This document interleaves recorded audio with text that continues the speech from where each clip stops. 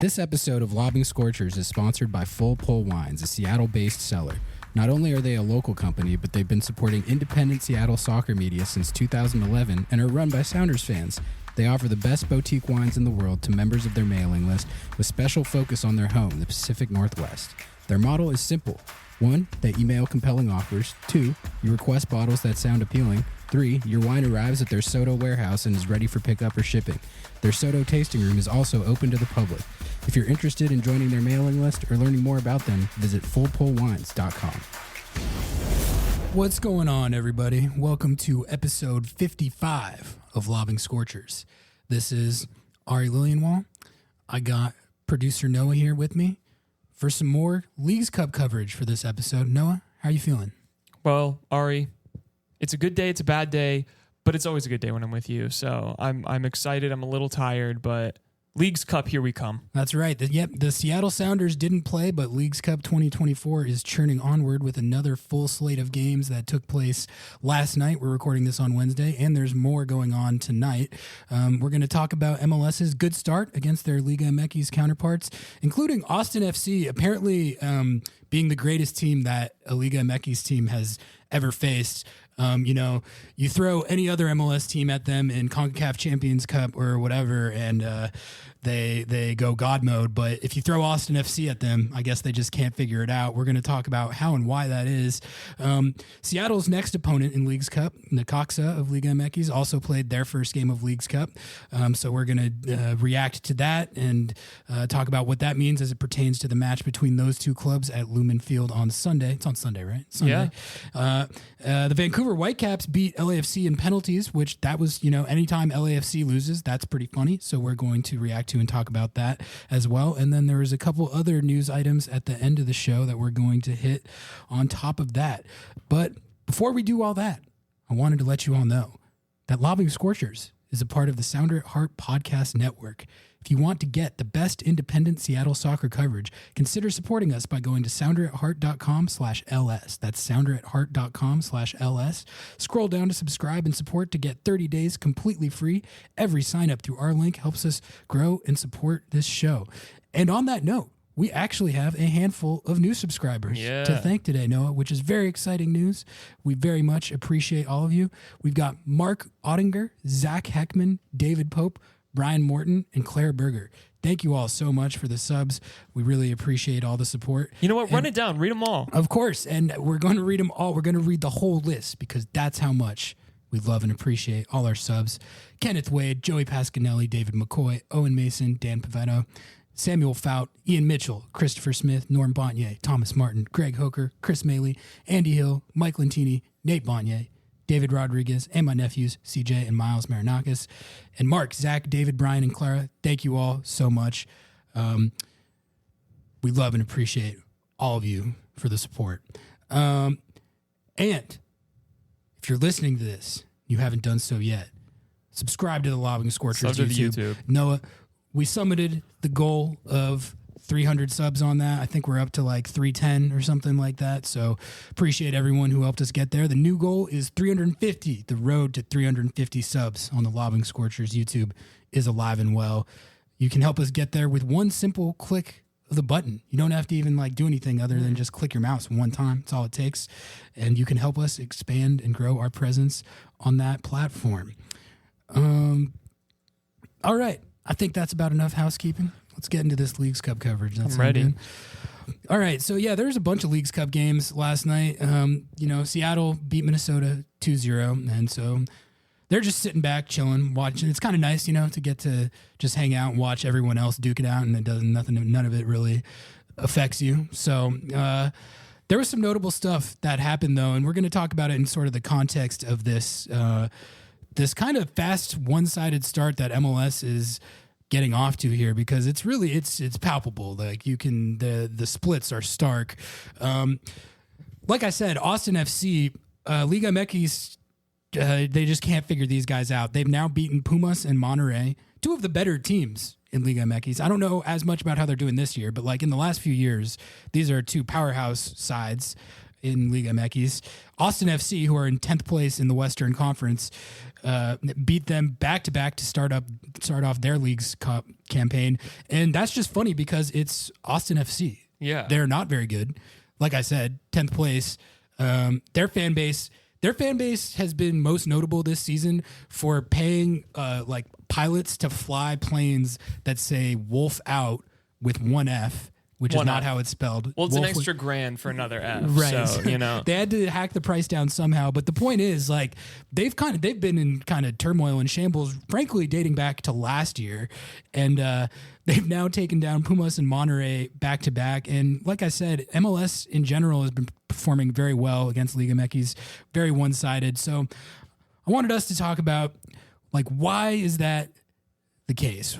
Why are we seeing MLS perform so much better than we usually see? Like in Champions Cup, this is not how it goes. Right. I don't even think the last couple years in Leagues Cup, I feel like MLS does better in Leagues Cup, and we're going to talk about the reasons behind that, but not like this. This feels a little different. Now, Liga MX fans and media and their commentators, they have an explanation for this, and I do think they, it's an obvious point and it's a fair one. They've been contending that a lot of this has to do with the way the tournament is set up as far as MLS teams having full hosting rights, which it gives MLS teams an inherent advantage right off the rip when they're hosting every game.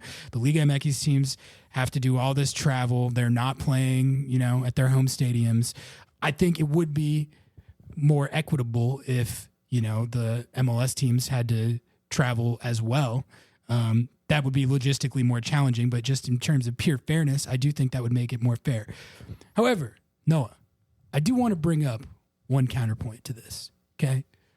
Which is that, Liga MX fans and commentators, they do love to talk about how superior their league is, how much greater the quality is, how much better their teams are, how much better the sport is in their country. And they're not necessarily wrong.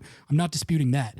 But I mean, if that gap was as big as they like to contend, then shouldn't they be able to win some road games? Oof. I mean, I'm just asking. I'm just asking. Like, I'm really not trying to be a smartass. Like, if your league is that much better, then taking your show on the road and taking some results shouldn't be that hard, should it? I'm just asking the question. Yeah, I don't know. I mean, I'm thinking about how Austin FC found a way to beat two of the better Liga MX teams when they lost to Violette 3-0 in the Champions Cup, famously. Yeah. A team that had no business even beating an MLS opponent. And here we are. Now, MLS is dominating every single Liga MX team. Liga MX has 3 combined wins in the entire tournament so far. Now, that could change tonight, but 3. Well, there's games going on right now as we record this. DC United is up 3-0 on Santos Laguna in the 87th minute. That's another lopsided win for MLS by a team, DC United, that's not good. No. Not good. They've been like last in the East or close to last in the East for a lot of this last part of the season, and they're just taking it to Santos Laguna. Played at Subaru Park because Leagues Cup or whatever decided that Audi Field was like not sufficient to be able to host these games. The field was so too... they're literally, DC United is playing Santos Laguna at the Philly Union Stadium at Subaru Park. That's a neutral and they're site. Just it's a neutral site game. Exactly. It's a neutral site game. So what's going on? I honestly don't have the answer on, like, if I was trying to guess, clearly like the travel and their status as the road teams is affecting them much more than you would think. Anyway, that's my best guess. I really don't know, but it's definitely an interesting trend. And I just think it's kind of funny because, you know, if it was like only the good MLS teams like LAFC, FC Cincinnati, Columbus, whatever, that were doing this, that would be one thing. That would almost be more expected. But Austin FC and DC United, I mean, that's those are two of the more mid to bad MLS teams I could think of right now. Yeah. So I mean, listen, I'm gonna lob what I think is going on, because I quite honestly think that the Liga MX teams just don't care. That could be it. Like, I genuinely think that they understand that, like, they have to play in this tournament, but, like, the value and the money is not worth it. I think it's worth it for some of the smaller clubs, but at the end of the day, if you win, you're winning $2 million and you're getting into Champions Cup. I mean, like, that's not insignificant money, but, like, that's a bag. The top tier teams in Liga MX, like, is $2 million really going to persuade you to go all in on a tournament that's already stacked against you from the start? Like, I don't think so.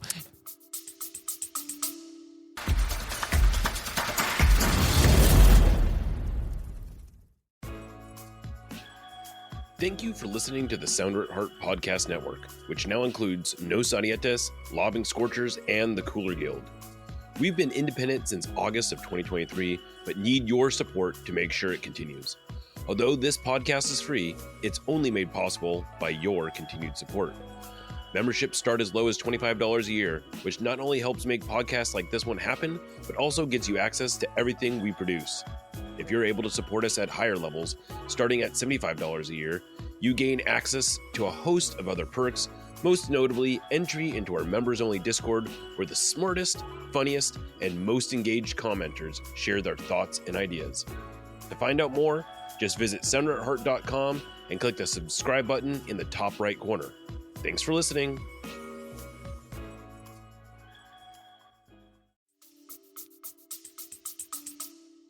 I mean, it should, because that's a pretty big bag, and I think all those teams should want. Every team should want a Champions Cup spot.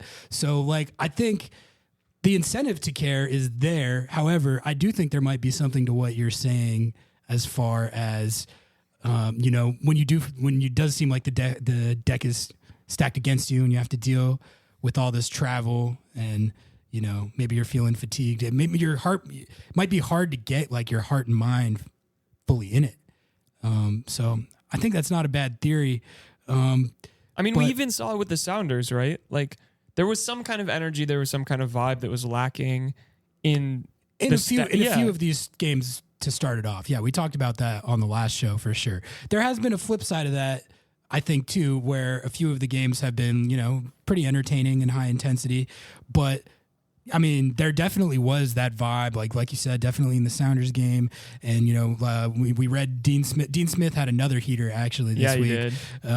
He kept popping off, but he noticed that in their game too, that was an all MLS match against the Philly Union. So I do think there's an element of that as well.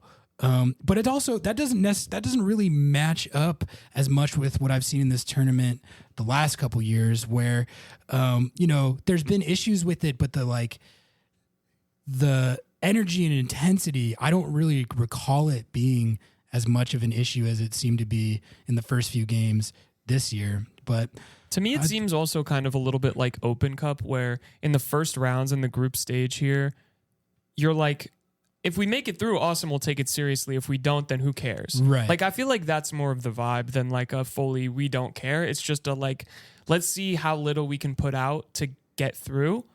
And then, like, if we make it, we'll go hard. But if we don't, who cares? I think, honestly, I think you pretty much hit the nail on the head right there. And I think, a lot of the Liga MX teams are probably looking at it like that. Like, they want to make a run, but if they don't, it's kind of not the end of the world.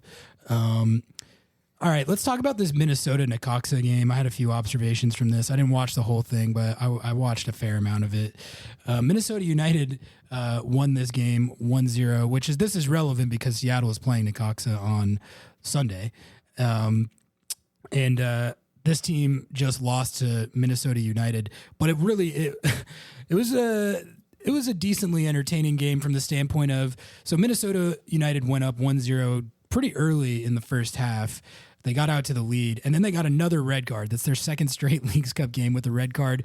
And like, it was more of the vibes of like, kind of like apathetic, like not as much as the Hassani Dotson red card in Seattle, but like, just the dogso foul that the guy committed. It's one of those ones where it's like,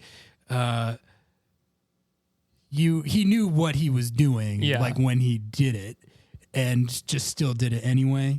And 20 minutes in, too. Yeah, 20 minutes in. So they played most of this game down a man, holding on to this 1-0 lead. And the reason that they held it was that Dayne St. Clair, Minnesota United goalkeeper, he went God mode again, and he might be the goalkeeping god himself. This was insane. He had 16 saves, which was the Minnesota United and Leagues Cup record. We had a little video montage of it up on the website, mlssoccer.com, and they're like big time saves too. Necaxa was just absolutely putting this Canadian kid under siege, and he was just batting these shots away left and right, breaking records.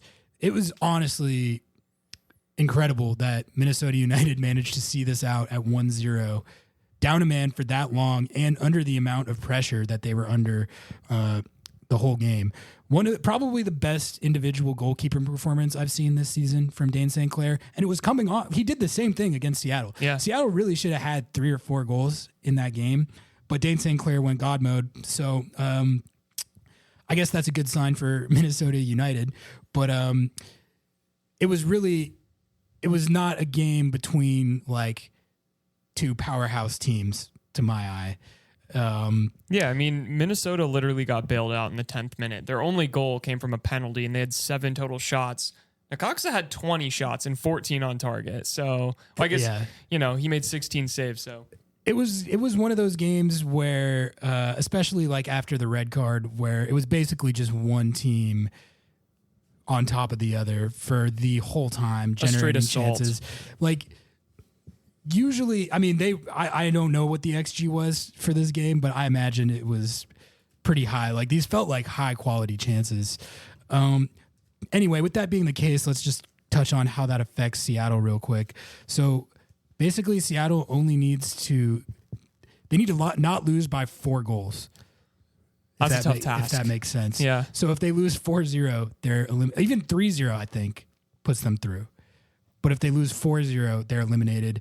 So I think they can manage that, but you never know. You never know. Maybe Necaxa comes out and starts playing like Real Madrid, and if they get an early goal and then can get it to 2-0 in the first half, like, it's still pretty unlikely, but like if they do that, they give themselves like some sort of chance. Really, it's on Seattle to just manage the game well.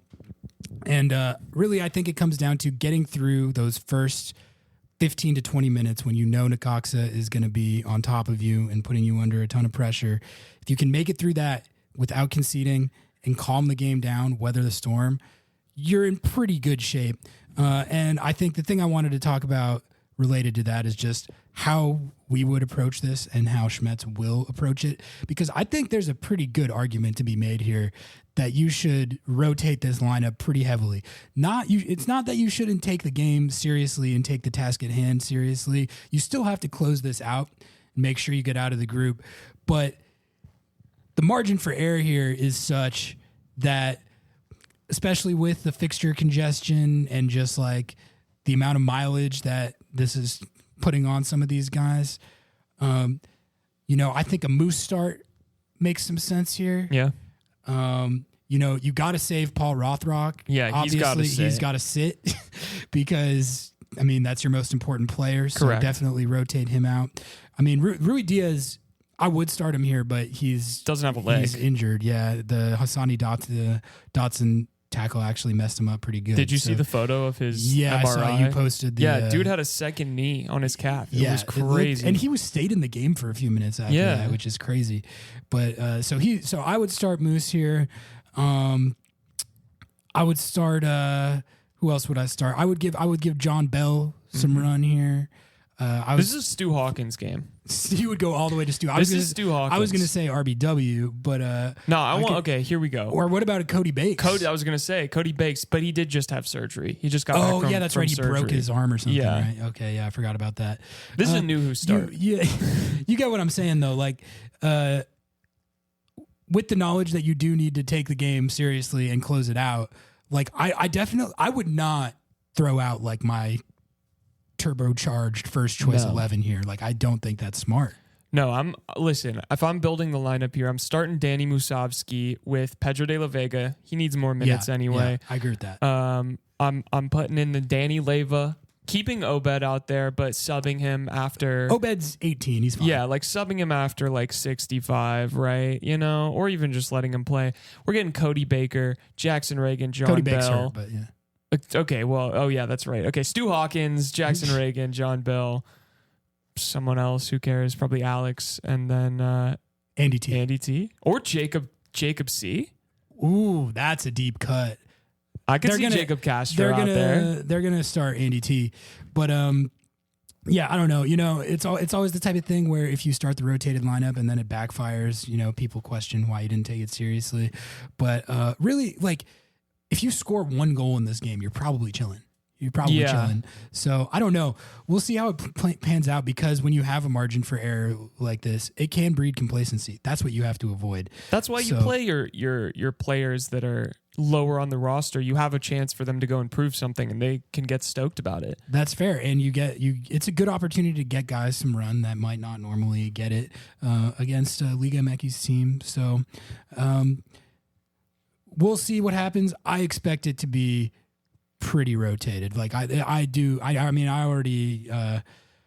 pretty sure Andy T is going to be out there. I'm pretty sure Moose is going to be out there.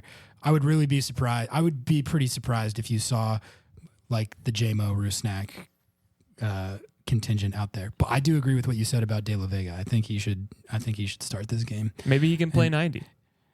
I don't know if I'd play him 90. I'd play him 60 for sure though. All right, I also wanted to talk about this LAFC Whitecaps game because it was pretty good, and LAFC lost, which was, you know, like I said, that's always a good day for us at Lobbing Scorchers when LAFC loses. Well, they drew, to be fair, and lost in PKs. Yeah, I mean, an L's an L. Okay? Yeah, that's all right. And all really, right. Really, they would have lost in regulation had the Whitecaps not committed an egregious fumble. Basically what happened was the Whitecaps went up 2-0 in the first like 20 minutes of the game. They were bamming. They were kind of playing LAFC off the park at LAFC's home stadium. And they actually, they absorbed some pressure into the second half, but it was 2-0 until pretty late in the game, like 80-something minute. And then LAFC pulls one back, and then pretty much it was in like the 87th minute or whatever. Yeah, it was a Kai Kamara header. Kai Kamara header, like a few minutes before second half stoppage time, makes it 2-1. And then pretty much from there, the Whitecaps fully melted down. Yeah. They it looked like Necaxa versus Minnesota United, essentially. Like the LAFC was just buzzsaw like LAFC normally does. The Whitecaps had pretty much no answer for the pressure. They couldn't stop Danny Bouanga, and they were basically just getting lucky that LAFC was racking up chance after chance late in the game, and they weren't quite converting them. But then, of course, right at the last seconds, I think it was Matty Bogus, he gets the equalizer, and that sends it to penalties. And I was pretty annoyed because I was feeling like, especially when it was 2-0 in like the 87th, I was like, okay, like the Whitecaps, they actually have got this. Dayne St got a red card because he did. He thought that Bogus was offside. He was not. The equalizer. I couldn't really tell, but when you can't tell, you have to leave it. There was a defender like on the far right side that was off frame, but very clearly was keeping him on. Okay, from what I could see. So according to Noah, erroneous argument from Dayne St, who he got thrown out of the game, and then the Whitecaps go on to win in PKs. Yeah. So, I mean, still a good result for them, even though they tried their level best to fumble it all at the very end. Mm-hmm. And I don't think there's really anything deeper or greater to read into that. Like the way LAFC was playing at the end, I was like, all right, I mean, they locked in. They locked in. They're probably still one of the front runners, if not the front runner to win the tournament. So, yeah. But it was a fun, novel thing to watch them almost get bammed on by the Whitecaps in regulation. My favorite thing about that entire match was the Berhalter kid had a goal and an assist, and he like was cooking. And I wish that the bots were watching that match just to be angry, because it's like the kid kind of call him up to the U.S., man. Yeah, call him up to the U.S. Imagine how mad they would be. Yeah, no, that's a great shout, because I haven't watched him play all that much, so I didn't know if he was good or not. Like, haven't seen him play enough to really have an opinion on it, but he's been playing and starting pretty regularly for them. And that goal was sick. It was nasty. It was a really good goal. And he really he seemed like he had the Rothrock in him. You know what I mean? Like he was playing like that. Yeah. He was like really just into it. And like it seemed like he was involved in everything that was going on, whether it was facilitating them in attack or he was messing with guys on defense too. He was getting in guys' face. Like he was Rothrocking. Yeah, he was Rothrocking. He was Rothrocking for the Whitecaps. And that was fun because it was, it's Berhalter's son. I did have one other game that I wanted to talk about that I forgot to write on the outline, but did you see the penalty kick shootout between the Red Bulls and Pachuca? I didn't. Please enlighten me on this. It was just, Pachuca beat the Red Bulls and knocked them out 5-4 on PKs.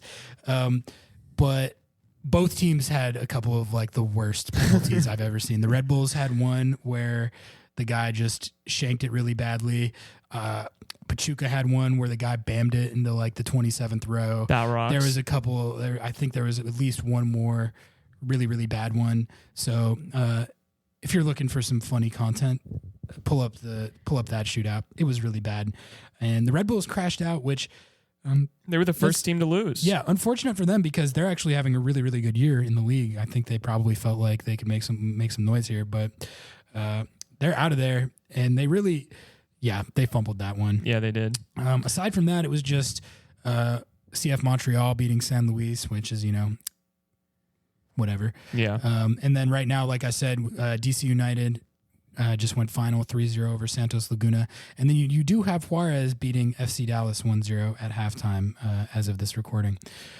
All right, I think that was all I had as far as recapping the Leagues Cup results. So I think we can keep this a pretty short one. No, we can just hit the couple other headlines that we had here at the end of the show, and then get out of here for episode 55. To start it off here, you had one on the Seattle season ticket renewals. What's the story here? Yeah, Ari, listen, I know you're not so tapped in with your big boy media badge and your golden parachute MLS job over here, but some of us common folk, we pay for season tickets, and unfortunately, the Sounders have chosen to increase the prices between 10 and 30% across the board. Some fans, well, I saw at least, even in the supporters section with ECS trying to keep prices as low as possible, $100 increase. So like from $500 to $600. That's kind of insane. Me personally, it was a $200 like increase. It was 19%. They're not giving you any more games that we know of. And like, what have they given us this season that would warrant a 19% increase? They're like middle of the table and played some of the worst soccer I've ever seen this club play over a stretch of a long period of time, and have made it very clear that they just don't give a shit to sign anyone. So most people are incredibly, and I think like pretty fairly upset about all of this, especially just kind of the blindsided nature of it and the general like lack of seeming interest to fill up a stadium that has been dwindling in attendance over the last few years. Yeah, so you're right. I mean, this doesn't individually affect me, but I definitely can understand where people are coming from. And I do think it's like, it's always a little bit rich when MLS teams do this, especially like you said, teams that like if you're, LAFC or Columbus and you've been balling out, winning trophies, like going to MLS Cup every year, maybe you can justify it a little more, but it made me think of so Atlanta United did the exact same thing, and they have even less of a leg to stand on for it than Seattle. I don't even think they have a full roster right now. Yeah, they just are blowing up their roster and rebuilding, and they've been mediocre at absolute best for the last like 4 or 5 years. Like Seattle, it's still unjustified, but at least they can point to like we've been very successful. It's hanging on to past glory, but they can be like we've won a bunch of trophies and blah blah blah, like to push forward whatever the rationale may be. Atlanta, they don't really even have that to point to. And there was a really good column that Sam Jones wrote about this on Five Stripe Final, which is a good, they do great Atlanta United coverage. I recommend, if you're an MLS junkie like me, I recommend subscribing to them. But he wrote like over 1,000-word column, basically calling it out. Like you guys have given nothing to warrant this. Like he did it preemptively because he knew that they were going to do it before they even did it. And the premise of the column was like Atlanta United shouldn't do this, even though I know that they already are going to.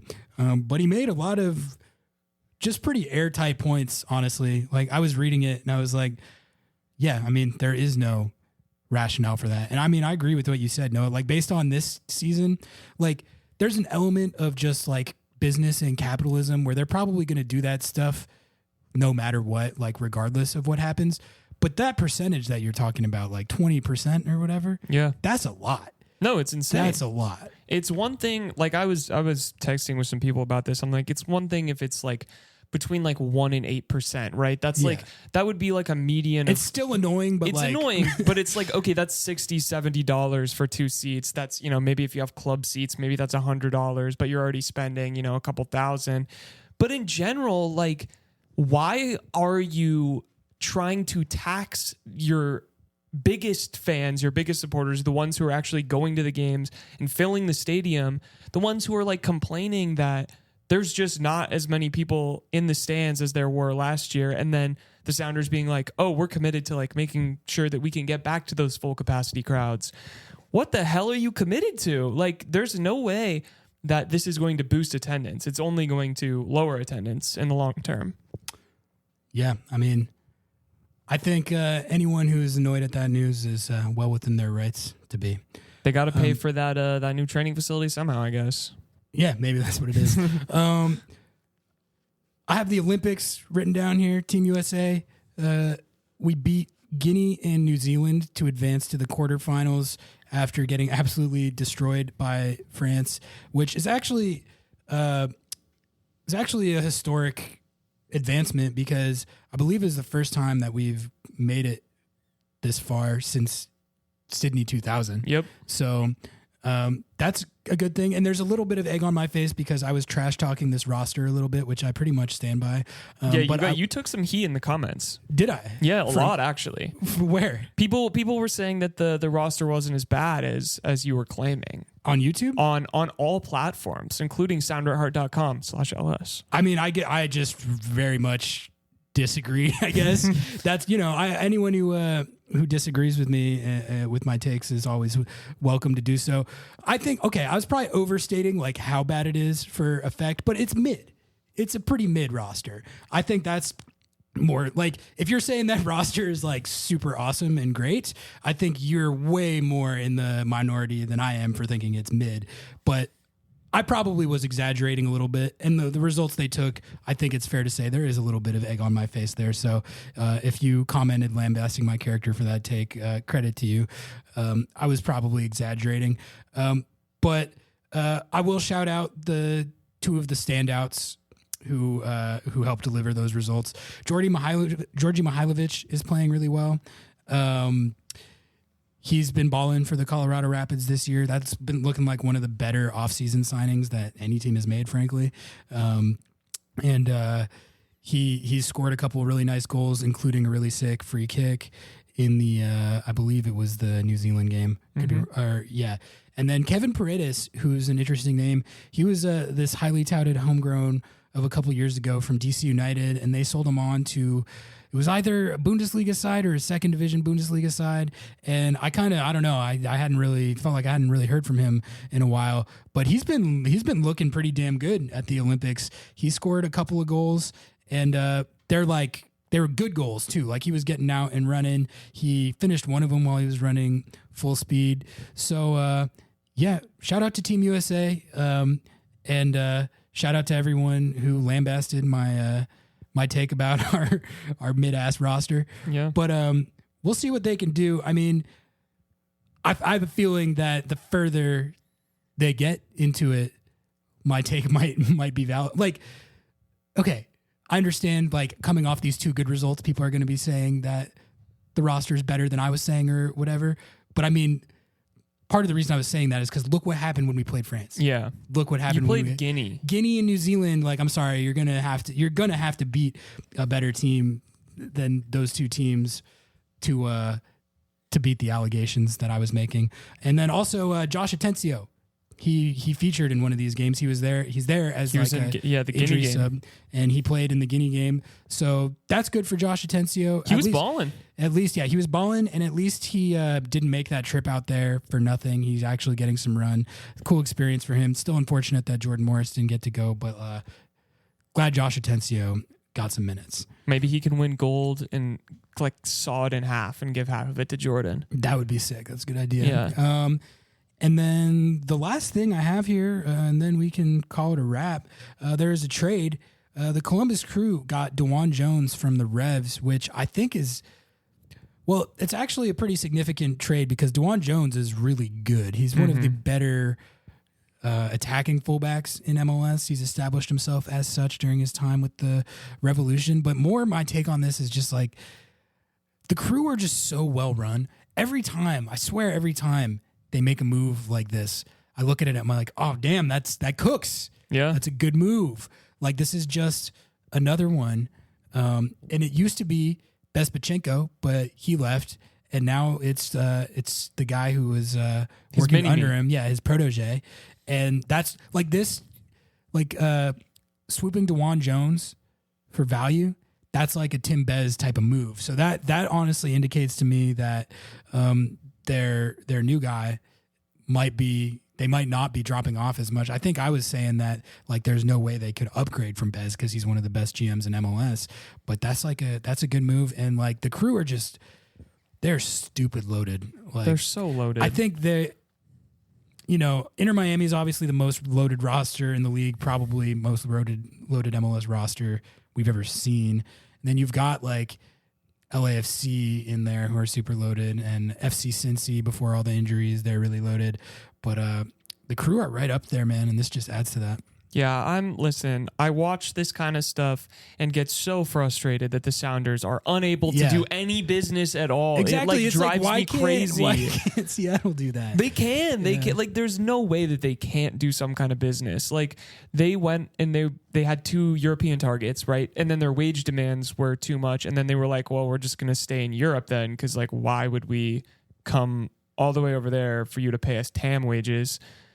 It's just like... What, can we make a signing, Ari? Frankly, DeJuan Jones would have been a great move for Seattle. Yeah. They need an attacking fullback of his skill set. He's exactly like I think a thing that they could really use. Right. And it's like I understand that the like center back position and fullback positions and wing back positions are like pretty stacked right now, but it's like who cares if you got the But your starting left back can't attack at all. Exactly. So like a guy like have we not been arguing that like this team has really missed like a Brad Smith, Jovan Jones type skill set? We have been. That's what DeJuan Jones, I think, is primarily a right back, but I think he can play on the left. But the point is, like, just skill set wise, that's the type of player that, like, I think this team could actually benefit from quite a lot. Are we asleep at the wheel, Ari?